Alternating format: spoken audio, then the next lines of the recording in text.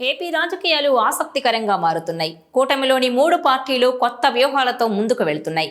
రాజకీయంగా బలోపేతం కావడానికి ఇదే సరైన సమయంగా బీజేపీతో పాటుగా జనసేన భావిస్తోంది.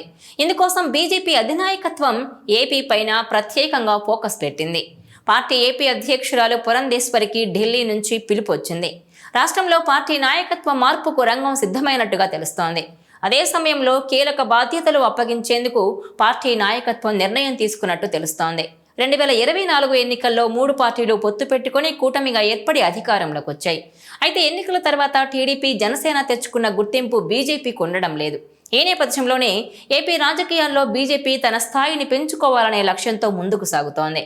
రాష్ట్రంలో ప్రస్తుతం కూటమి భాగస్వామిగా ఉన్న భవిష్యత్తులో స్వతంత్రంగా బలపడాలనే ఉద్దేశంతో వ్యూహాలను సిద్ధం చేస్తోంది. బీజేపీ పెద్దలు రాష్ట్రంలో తమ పార్టీ క్యాడర్ పెరగకపోవడంపై ఆందోళన వ్యక్తం చేస్తున్నారని వార్తలొస్తున్నాయి. ఇతర పార్టీల నుంచి కొందరు నేతలు బీజేపీలో చేరేందుకు ఆసక్తి చూపుతున్నా టీడీపీ అభ్యంతరాలు వ్యక్తం చేస్తుండటంతో ఆ ప్రక్రియ ముందుకు సాగడం లేదని చెబుతున్నారు.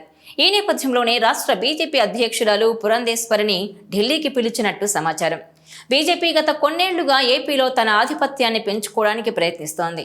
కానీ ఇప్పటికీ పార్టీకి గట్టి పునాది పడలేదనే భావన ఉంది. కూటమిలో ఉన్నప్పటికీ అసలు బీజేపీకి ప్రజల్లో గుర్తింపు పెరగడం లేదని పార్టీ నేతలు చెబుతున్నారు. కేంద్రం ఏపీకి భారీ స్థాయిలో నిధులు మంజూరు చేస్తూనే ఉంది.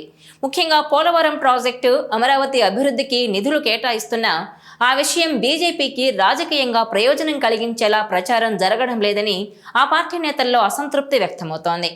చంద్రబాబు 4.0 ప్రభుత్వానికి కేంద్రం పూర్తి సహాయాన్ని అందిస్తున్నా దీనివల్ల ఏపీలో బీజేపీకి మైలేజ్ రావడం లేదని పార్టీ పెద్దలు అనుకుంటున్నారట. ఇదే సమయంలో వైసీపీ నుంచి అసంతృప్త నేతలు బీజేపీలో చేరేందుకు ప్రయత్నిస్తున్నట్టు వార్తలున్నాయి.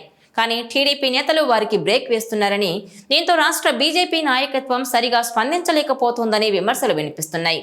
గతంలో విశాఖ డైరీ చైర్మన్ అడారి ఆనంద్ బీజేపీలో చేరినప్పుడు టీడీపీ నుంచి పెద్ద ఎత్తున అభ్యంతరాలు వచ్చాయి. ఈ పరిస్థితిని రాష్ట్ర నాయకత్వం సమర్థవంతంగా ఎదుర్కోలేకపోయిందనే అభిప్రాయంతో పార్టీ పెద్దలున్నారు. పార్టీ బలోపేతానికి అవసరమైన మార్పులను చేపట్టాలని, ముఖ్యంగా బీజేపీలో కొత్త నేతల ప్రవేశానికి అనుకూల వాతావరణం కల్పించాలనే ఆలోచనలో పార్టీ హైకమాండ్ ఉన్నట్టు తెలుస్తోంది.